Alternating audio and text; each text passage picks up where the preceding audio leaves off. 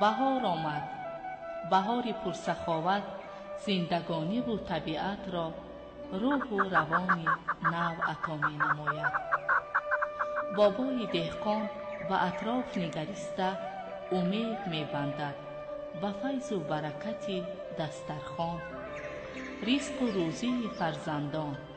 شکر می گوید با تحمل، اندیشه و اخلاص، نیتی پاک و آرزوها. بهار هر سال می آید، ولی طبیعتش این است که ما انسانها را هرگز ترک نمی گوید و از خود در همه جا نقشه و نشانی می گذارد. در پیراهن اطلس گلدختران، طاقه زردوزی و تور حریر نوعروسان، درز و سوزنی های چیوران، نقش و نگار سحرانگیز صورتگران به جلوه می آید. ای آدمان، بهار فرا آمده است.